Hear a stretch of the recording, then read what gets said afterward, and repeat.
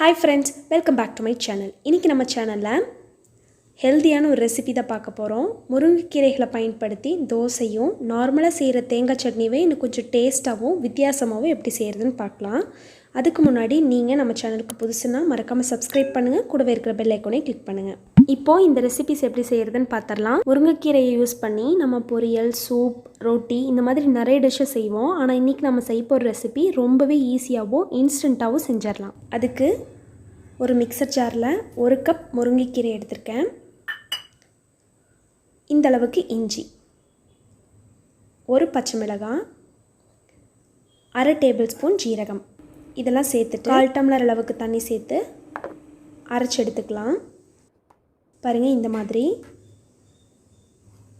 இதை இப்போ ஒரு பவுலுக்கு மாற்றிடலாம். இந்த தோசை செய்யறதுக்கு நான் இன்றைக்கி 8 கரண்டி அளவுக்கு மாவு எடுத்திருக்கேன். இது நார்மலான தோசை மாவு தான். இதில் நம்ம அரைச்சி வச்சோம்ல அந்த பேஸ்ட்டை சேர்த்துக்கலாம். நல்லா கலந்து விட்டுறலாம். டேஸ்ட் பண்ணி பார்த்துட்டு உப்பு பத்தலைன்னா சேர்த்துக்கோங்க. எனக்கு உப்பு கரெக்டாக இருந்தது, அதனால் நான் சேர்த்தலை. இதை இப்போ தோசையை சுட்டெடுத்துடலாம். தோசைக்கல்லை ஹீட் பண்ணிட்டேன். இப்போ இதில் ஒரு கரண்டியாக சேர்த்து தோசையை சுட்டெடுத்துடலாம்.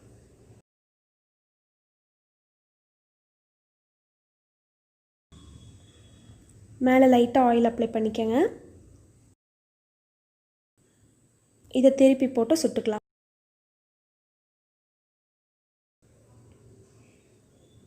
இதே மாதிரி எல்லா தோசைகளையும் சுட்டெடுத்துடலாம். வேணும்னா இதை மூடி வச்சு கூட சுட்டுக்கலாம். அவ்வளோதான், சூப்பரான முருங்கைக்கீரை தோசை ரொம்பவே சீக்கிரமாக ஈஸியாக ரெடி ஆகிடுச்சு. இதுக்கு சைடிஷ்ஷாக குருமா, தேங்காய் சட்னி எது வேணாலும் நம்ம எடுத்துக்கலாம். இன்றைக்கி நம்ம தேங்காய் சட்னி செஞ்சுக்கலாம். மிக்சர் ஜாரில் 1 கப் தேங்காய், 1/2 கப் பொட்டுக்கடலை,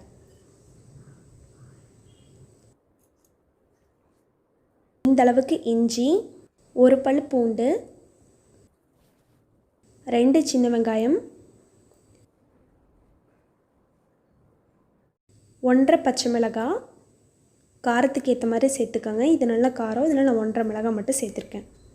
2 கொத்து கருவேப்பிலை, 2 பாதாம், 1 முந்திரி, தேவையான அளவுக்கு உப்பு,